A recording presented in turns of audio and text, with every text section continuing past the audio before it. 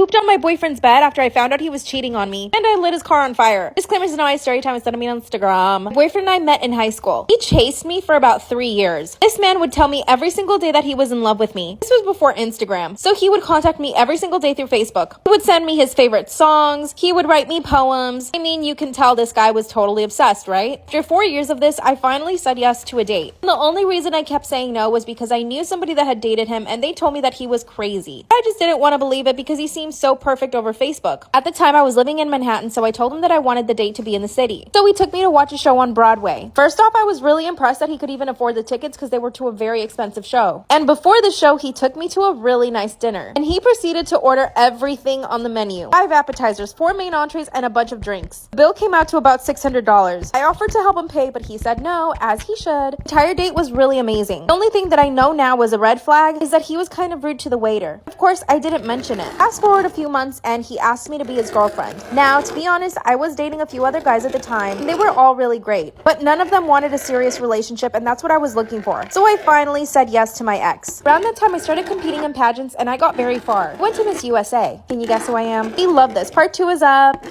I pooped on my boyfriend's bed after I found out he was cheating on me and lit his car on fire. Disclaimers is not my story time. I sent him on Instagram. After he asked me to be his girlfriend, I decided to start competing in pageants, and I got pretty far. I won my state and went on to Miss USA. At that point, my ex and I had been together for about a year. To my face, he always told me that he was so proud of me. He loved that I was so dedicated and disciplined. To get ready to compete, I would work out twice a day. I also had a bunch of classes and held down a full-time job. Here's when things start getting complicated. One night, our friends had a get-together at their house. Our entire friend group were there, and I invited my best friend. Now, my best friend has always had my back. He is my ride or die. Her and I went to the kitchen to get some drinks, and when she went back to where my boyfriend was standing, she overheard the conversation he was having with another friend. Apparently, my boyfriend was telling the other friend that I was crazy, that he thought I had eating disorders because I would work out so much, that I thought I was better than everybody else because I was competing for Miss USA. My best friend ran over to the kitchen to tell me everything she heard. At first, I thought, are you sure he wasn't joking? She said no, he was completely serious. I was really hurt. Instead of waiting for the party to be over, I confronted him right then and there. Asked him if he was talking bad about me, and then he said no, of course not. And I told him the whole conversation that my best friend overheard. But I told him that I was the one that overheard the conversation. That's when he started gaslighting me. He said that I was overreacting, that I had completely twisted his words. I asked him exactly what he said, and he told me he couldn't remember. I asked him point blank if he felt envious of me, and he said no. He said, you have to get over yourself if you think you're that important. Part 3 is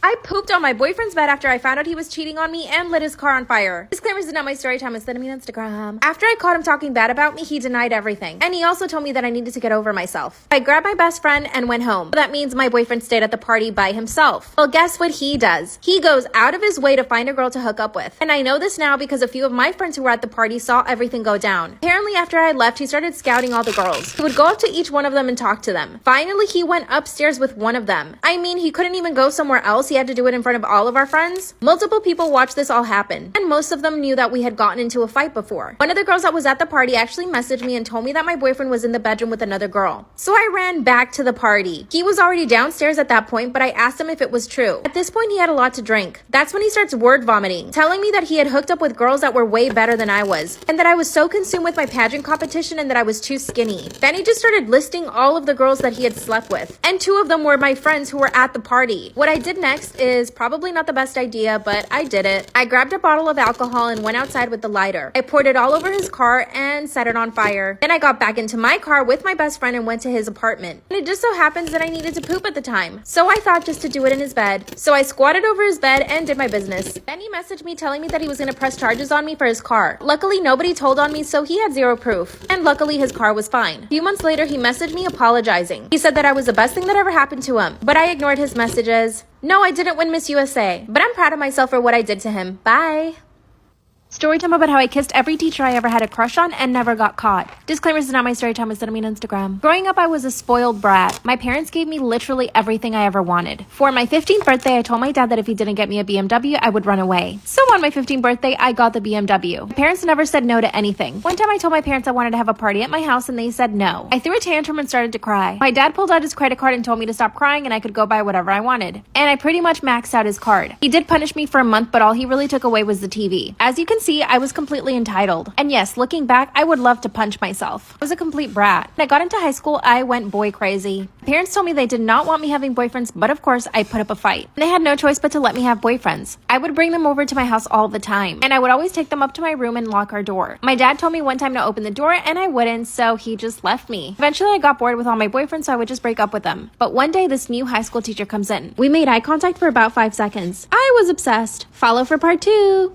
Story time about how I kissed every high school teacher I had a crush on and never got caught. Disclaimer, is not my story time, instead of me on Instagram. After we locked eyes for about 5 seconds, he looked away. But I was totally obsessed. He was like the most perfect guy I'd ever seen. And the first thing I did was go to his classroom. I knocked on the door, and as soon as he saw me, he smiled and said, "Come in." We talked for about 2 minutes, and he told me that he was only substituting. So I knew I needed to make my move really quick. Fortunately, I was not taking the classes that he was substituting, but I had to find a way to get close to him. So I started watching everything that he did. My school had a big outdoors area, and there were lots of tables around. And I noticed that he would go behind the library to eat his lunch. So I started going behind the library to eat my lunch. I decided to get there before he did so that it would be a coincidence. As soon as he saw me, he waved, but he sat at another table. So I grabbed my food and went over to sit with him. That's when I started asking him if he had a girlfriend. He got super red. This guy was blushing. And I knew right away that he probably had a crush on me. He basically didn't give me a yes or a no about the girlfriend, but I didn't care. But I didn't want to make my move right away. He said for the next 3 days I sat with him at lunch. Finally, he asked me, "Don't you have friends?" And I said yes, but they're all annoying. That's when I leaned in for the kiss. And no, he did not pull away. The kiss lasted for about 10 seconds. As soon as we pull away, he starts looking around to see if anybody saw. And he told me that I need to find someone my own age. By the way, he was 24, I was 17. Next day at lunch, I asked him if he wanted to go to my car. And we ended up kissing 3 more times that day. That's when he asked me for my phone number. Follow for part 3.